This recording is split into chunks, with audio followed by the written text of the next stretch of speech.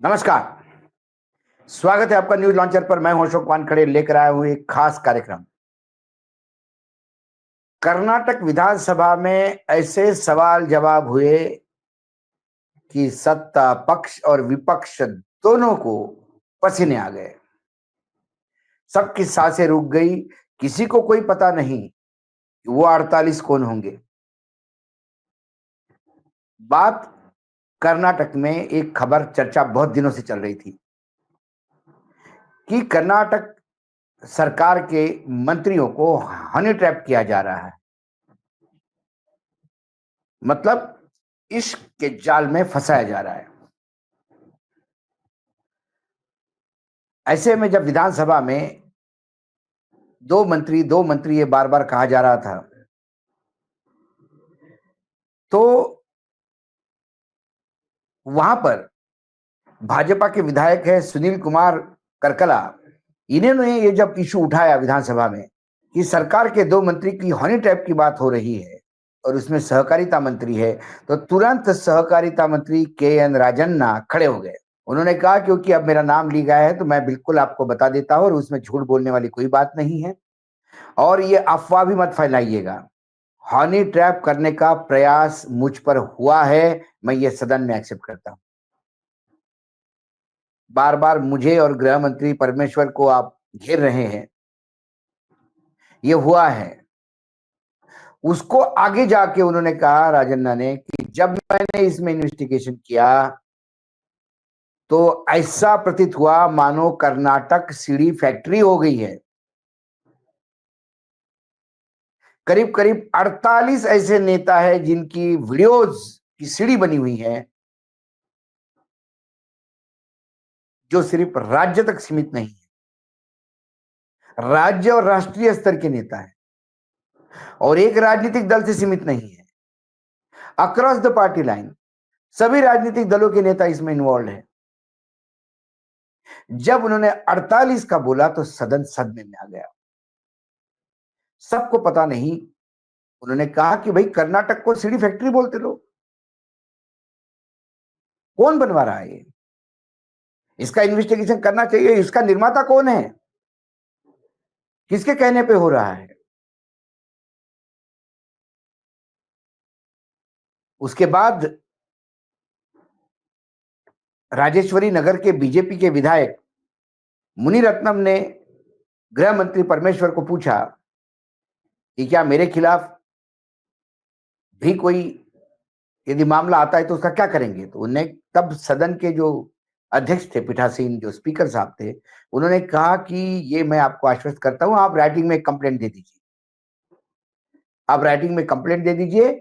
सरकार पूरे विधायकों को प्रोटेक्शन देने की, जो भी नेता है सदन में उनके सबके प्रोटेक्शन करने की जिम्मेदारी सरकार की है।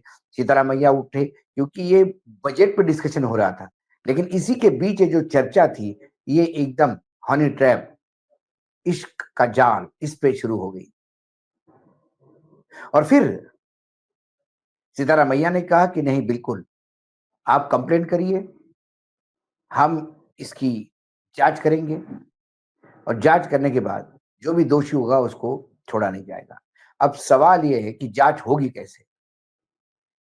जो सदन के नेता है उन्होंने कहा, आर अशोक ने, कि सवाल जांच होने का नहीं, जांच कैसी होगी इसकी घोषणा करनी चाहिए। और हमारी तो डिमांड यह है कि किसी न्यायाधीश के नेतृत्व में ये जांच हो जाए। कुल मिलाकर सीडी और कर्नाटक का बहुत पुराना नाता है। अभी मैं पीछे 2024 के चुनाव में जाऊं तो मैसूर के क्षेत्र, यानी जो ओल्ड मैसूर है, उस पूरे क्षेत्र पे राज करने वाले 2-3 जिले हैं, उस पे राज करने वाले देवगौड़ा फैमिली, वो भी इसमें अटक गई। जो वर्तमान में एच डी कुमार स्वामी मंत्री है केंद्र में, उनके भतीजे प्रज्वल रेवन्ना ये भी चुनाव लड़ रहे थे और इनके चुनाव के बीच में एक पेन ड्राइव आई जिसमें सैकड़ों महिलाओं के साथ इन्होंने व्यभिचार किया, लेकिन वो हनी ट्रैप नहीं था। वो रेवन्ना द्वारा लगाया हुआ ट्रैप में आने वाली लड़कियां थी, महिलाएं थी। उसमें बुजुर्ग महिला थी, उसमें कर्मचारी थी, सरकारी कर्मचारी थी, उसमें मेड सर्वेंट थी, उसमें पार्टी की वर्कर थी। और प्रज्वल रेवन्ना ये ऐसा साइकिक ग्रस्त है कि उसने सभी अंतरंग संबंधों के खुद ही वीडियोग्राफी की और कहीं स्टोर करके रखी। उसकी पेन ड्राइव किसी ने बनाई और फिर पेन ड्राइव जो बटी है, उसके बाद चुनाव के चलते प्रधानमंत्री जी क्या कहेंगे, प्रधानमंत्री जी ने भी उनको विदेशी हाथ बताया। मतलब प्रज्वल रेवन्ना जो व्यभिचार कर रहा था महिलाओं के साथ, उनका शारीरिक शोषण कर रहा था, उसमें विदेशी हाथ था। अब ये कहां से विदेशी हाथ, प्रधानमंत्री जाने। कौन से विदेश अपने दुश्मन हैं जिन्होंने रेवन्ना को बोला कि तू ये कर, खुद वीडियो बना और ऐसी जगह रख, कोई भी उसको एक्सेस कर सकता है। उसके पहले 2021 में बीजेपी के शासन था, वहां रमेश जरकीहोली नाम के एक मंत्री थे, उनका इस्तीफा हुआ क्योंकि उनकी भी एक सिक्स सीडी मार्केट में आ गई थी। तब उन्होंने आरोप लगाया था कि ये शिव कुमार ने किया, क्योंकि वो नहीं चाहते कि मैं मंत्री रहूं। डी के शिव कुमार पे आरोप थे। अब वर्तमान में भी बीजेपी ने आरोप लगाए कि ये जो सीडी की जो फैक्ट्री जिसको कहते हैं आप, इसके पीछे कांग्रेस के अंदरूनी झगड़े हैं। मुख्यमंत्री पद को लेके जो झगड़े चल रहे हैं, डी के शिव कुमार मुख्यमंत्री बनना चाहते हैं, दूसरी तरफ सितारामैया अपनी मुख्यमंत्री की चेयर छोड़ना नहीं चाहते। इस आपस की झगड़ में हनी ट्रैप करवा करवा के एक दूसरे को बदनाम किया जा रहा है, जिससे कर्नाटक की बदनामी हो रही है। ये आरोप प्रत्यारोप तो ठीक है, लेकिन जब राजन्ना ने इस बात का खुलासा किया कि 48 आंकड़ा दिया उन्होंने, 48 नेताओं की वीडियो है और ये वीडियो राज्य और राष्ट्रीय स्तर के नेताओं की और अक्रॉस द पार्टी में, इसमें कांग्रेस भी होंगे, बीजेपी में होंगे, जनता दल एस भी होगा, जेडीएस भी होगा और बाकी भी कोई दल होगा तो उसके लोग होंगे। क्योंकि राजन्ना क्या हनी ट्रैप, ये कर्नाटक में चर्चा है कि वो कांग्रेस के अंदरूनी झगड़े हो सकते हैं, क्योंकि राजन्ना ये सिद्धरामैया के समर्थक माने जाते हैं और वो लगातार इस बात का इशू उठा रहे हैं कि वन मैन वन पोस्ट होनी चाहिए। D K Shiv Kumar deputy chief minister है, मंत्री है और पार्टी के अध्यक्ष भी है। इसलिए बीजेपी ने आरोप लगाया कि हो ना हो ये आपके अंदरूनी झगड़े हैं। लेकिन राजन्ना ने ये विस्फोट कर दिया 48 नामों का और बेंगलुरु से कर्नाटक तक, बंगलुरु से कर्नाटक तक कई लोगों के माथे पे शिकन दिखने लगी है,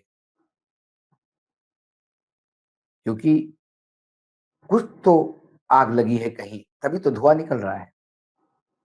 अब देखते हैं, सिद्धरामैया ने तो बोल दिया कि हम इंक्वायरी करेंगे, लेकिन अभी तक कोई कंप्लेंट फाइल नहीं हुई है। ये भी मैं बात बता दूं आपको, जब तक ये वीडियो आप देख रहे हैं। कंप्लेंट फाइल हो जाए, जैसे ही कंप्लेंट फाइल हो जाएगी, सरकार कॉग्निजेंस लेके इसकी इंक्वायरी करेगी। उसके बाद वो इंक्वायरी रिपोर्ट, वो 48 नाम क्या बाहर आएंगे या 48 नाम सब्जेक्टिव समय समय पे एक दूसरे को खत्म करने के लिए उपयोग में लाया जाएगा। वैसा ये सीढ़ी का जो रोग है, ये कहीं ना कहीं गुजरात से कर्नाटक पहुंचा, ऐसा मुझे लगता है। संजय जोशी का पॉलिटिकल करियर खत्म करने के लिए एक सीढ़ी लाई गई। मध्य प्रदेश में तो हर जिले में एक सीढ़ी है, ऐसे लोग कहते हैं। क्या ये भाजपा की देन है अपने प्रतिद्वंदियों को खत्म करने की, या ये हमारे राजनेताओं की नीचता है कि वो हनी ट्रैप में बहुत जल्दी आ जाते हैं। आज इतना ही। फिर आता हूं किसी विषय के साथ, तब तक के लिए नमस्कार। देखते रहिएगा न्यूज लॉन्चर।